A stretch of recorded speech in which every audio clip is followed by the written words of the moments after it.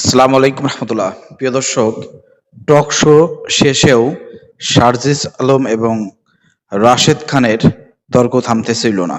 Recently একটা video আপনারা social মিডিয়ায় দেখেছেন, আপনাদেরকে একটু পরে ভিডিওটি দেখাবো।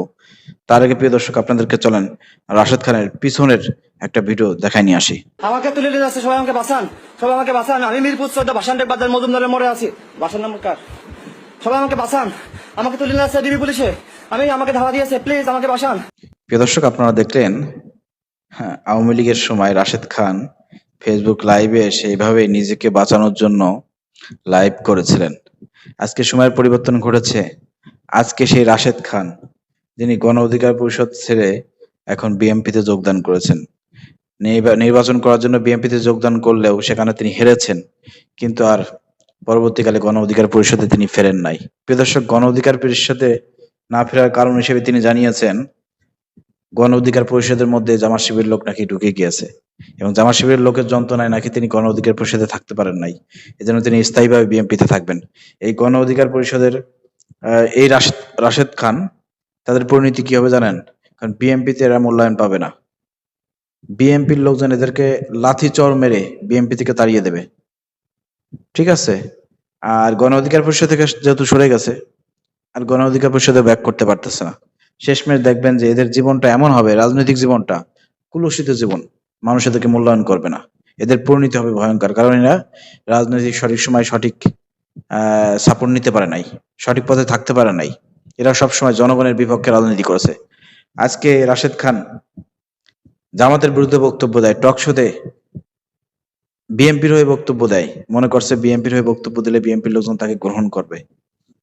সারা জীবন বিএনপির বিরুদ্ধে বক্তব্য দিলেও, নির্বাচনের আগে বক্তব্য দিল, লাস্টে যায় বিএনপির মনোনয়ন নিয়ে বিএনপি হয়ে গেছে। এত সহজ না, ঠিক আছে? তো যাই হোক প্রিয় দর্শক, রিসেন্টলি আমরা দেখলাম যে টক শোতে শারজিস আলমকে ছাত্রলীগের পদধারী নেতা হিসেবে আখ্যায়িত করার সঙ্গে সঙ্গে সেখানে আপনার প্রিয় দর্শক সার্জিস আলম রেগে গিয়েছেন। চলেন প্রিয় দর্শক, সেখানে সার্জিস আলম রাশেদ খানকে কঠিন ধুলাই করেছে এবং কঠিন জবাব দিয়েছে। চলেন প্রিয় দর্শক, ভিডিওটি আমরা দেখে আসি। তোমার ব্যক্তিগত আক্রমণ করার কোনো ইন্টেনশন নিয়ে এখানে আসি নাই। তুমি যখন শুরু করেছো দেন আমাকে তো এটা বলতেই হয়। না, আপনি তো বিএনপিতে আসছেন, এটা আমি তো বিএনপিতে যোগদান করেছি এবং আমি বলেছি যে তুমিও কিন্তু ছাত্রলীগ থেকে এনসিপিতে যোগদান করেছো। এটাই তো সমস্যা। এটা সমস্যা কেন? আমার ছাত্রলীগ কি বলছিল বলেন?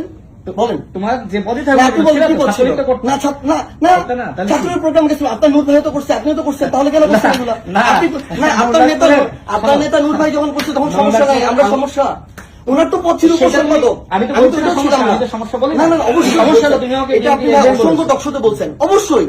না, আপনি তাহলে গণ অধিকারের থেকে কিভাবে তোমাকে না, আপনি গণ অধিকারের থেকে বিএনপির এজেন্ডা বাস্তবায়ন করছেন, এটাই ট্রু। না, আমি তো শোনো 22 সাল থেকে বিএনপি এবং গণ অধিকার পরিষদের যুগপৎ আন্দোলন ছিল। বিএনপি সেক্রেটারি থেকে কিভাবে আরেকটা দল আপনি অর্ধেক পা দিয়ে রাখেন, এটা কিভাবে সম্ভব? তুমি ওই সময় কি তুমি তো ছাত্রলীগে ছিলাম না, আমি কি পদে ছিলাম বলেন? না, কি পদে ছিলাম বলেন? না, এটা এখন আপনি বানাই দিলে হবে। সে তখন জানতো না যে আমি বলছি, আপনি বানাই দিলে আমি হবে। যে দলে গিয়েছি আমি এবং গণ অধিকার পরিষদের আদর্শিক মিল আছে বলে কিন্তু নূর ভাই একটা হলের উপসম্পাদক ছিল, উনি আন্দোলনে আসছে, নেতৃত্ব দিচ্ছে, মাইক খাইছে, কষ্ট করছে, আপনিও করছেন, এরপরে কি আমি ওটা বলতে যাবো? তাহলে আমি তো কিছু ছিলাম না, আমি তো ওইটাকে ফাইট করছি, ওইটার এগেনস্টে। 4 জুলাই সাদ্দাম হোসেন আমাকে অর্ডার করছে আমাকে হল থেকে বের করে দেওয়ার জন্য। সে তো তার দলীয় কমান্ড ফলো করছে, আর আমি আমার যেটা আকাঙ্ক্ষা, আমার যেটা চাও, আমি ওটা ফলো করছি। তাহলে আপনি তোমার সমন্বয়করাই বলে যে সে এজেন্ট বলছে, হ্যাঁ বলছে, নাহিদ বলছে, কি বলছে? আমি তো নাহিদের কথা বলি না, অন্যরা বলেছে। ভাই এখন গণপর্দার কথা আপনি বইতে দেখো না। প্রিয় দর্শক, আপনারা দেখলেন সার্জিস আলম নাকি আওয়ামী লীগের পদধারী নেতা ছিল। যখন তাকে প্রমাণ দিতে বলা হলো তখন কিন্তু সে কিছুই করতে পারে নাই, কিছুই বলতে পারে নাই। যখন নুরুল হক নূরের কথা বলতে গেছে তখন কিন্তু রাশেদ খান থতমত খেয়ে গিয়েছে এবং সে ভিন্ন দিকে কথাবার্তা নিয়ে যাওয়ার চেষ্টা করেছে। তো প্রিয় দর্শক, এভাবে সার্জিস আলম কাউকে ছাড় দেবে না ইনশাল্লাহ।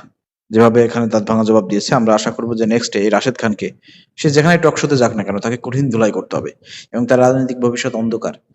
গণ অধিকার পরিষদে থাকলেও তার একটা রাজনৈতিক ভবিষ্যৎ ছিল, কিন্তু এখন তিনি বিএনপিতে আছেন, বিএনপির লোকজন তাকে কখনোই গ্রহণ করবে না। এই ধরনের উড়ে আসা জুড়ে বসা লোকজনকে কখনো বিএনপিতে ভালো কোনো কিছু করতে পারে না। তো এতে বিএনপি জাস্ট হয়তো নুরুল ইরাকে নিয়েছিল, কারণ ওই সময় নুরুল হক নূরের দলের সঙ্গে জোট করা, ঐক্য করা বিএনপির একটা স্বার্থ ছিল। নেক্সট টাইম কখনোই এই রাশেদ খানকে কখনোই বিএনপি নমিনেশন দেবে না, কখনোই দেবে না। এবার তো জোটের সাথে দিয়েছিল, নেক্সটে নূর পায় কিনা সেটা নিয়ে সন্দেহ আছে। অতএব আপনার বিএনপি কে চেনেন নাই, ঠিক আছে? অতএব আপনারা যারা আজকে বিএনপির দালালি শুরু করেছেন, চাটুকারিতা করতেছেন, তেল মারতেছেন, জামাতের বিরুদ্ধে বলতেছেন, আপনাদের ভবিষ্যৎ অন্ধকার। এবং এনসিপি সামনে এগিয়ে যাবে জামাতের হাত ধরে, এবং জামাতের সঙ্গে যতদিন এনসিপি থাকবে তারা এগোইতে পারবে। জামাত বিরোধী রাজনীতি করলে বাংলাদেশ মাটিতে কেউ টিকতে পারবে না ইনশাআল্লাহ।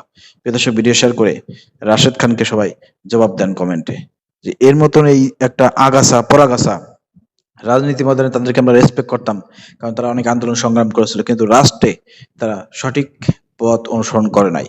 তারা সেই দালালির পথে গিয়েছে, তেলবাজির রাজনীতি ঢুকে গিয়েছে। অতএব এই রাশেদ খানের ভবিষ্যৎ অন্ধকার বলে দিলাম আমি।